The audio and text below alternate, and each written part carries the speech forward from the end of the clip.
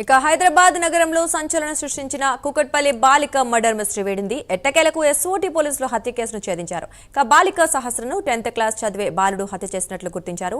దొంగతనానికి వచ్చిన 10వ తరగతి బాలుడు వచ్చేటప్పుడు కత్తి తెచ్చుకున్నాడు. ఇంట్లోకి చొరబడి 80,000 చోరీ చేసి వెళ్తుండగా బాలిక సహస్ర చూసింది.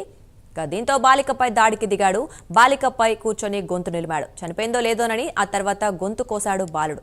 ఎట్టి పరిస్థితుల్లో బతకకూడదన్న ఉద్దేశంతో విచ్చలవిడిగా కత్తితో దాడి చేశాడు. దొంగతనం ఎలా చేయాలో అడ్డొస్తే ఏం చేయాలో పక్కా ప్లాన్ చేసుకున్నాడు బాలుడు. కాంతా ఓ పేపర్పై రాసి పెట్టుకుని దాన్ని అమలు చేశాడు.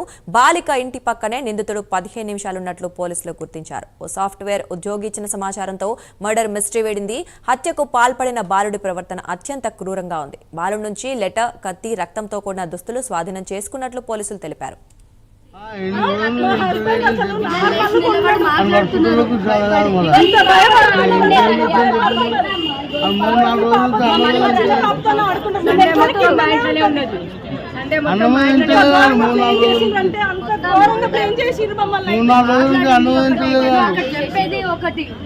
ఇలా ఒక్కొక్కసారి పైకి కూడా మా పైకి వస్తే నేను బెదిరించానండి. మీరు వెళ్ళొద్దు పైకి అని తిట్టాను నా పిల్లని.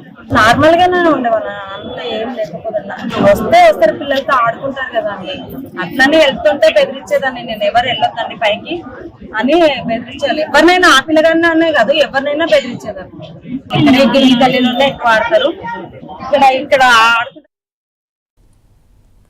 హత్య జరిగిన రోజు నుంచి 5 రోజుల పాటు విచారణ చేశారు పోలీసులు. సైంటిఫిక్ ఎవిడెన్స్, సీసీటీవీ ఫుటేజ్ ఆధారంగా దర్యాప్తు చేస్తున్నారు. అనుమానాస్పదంగా ఉన్న వ్యక్తులను పోలీసులు విచారించారు. 2 రోజులుగా తల్లిదండ్రులు సైతం విచారించి వివరాలను సేకరించారు. హత్య జరిగిన రోజు నుంచి బాలుడిపై అనుమానం వ్యక్తం చేసిన పోలీసులు ఇవాళ స్కూల్కు వెళ్లగా విచారించి అరెస్ట్ చేశారు.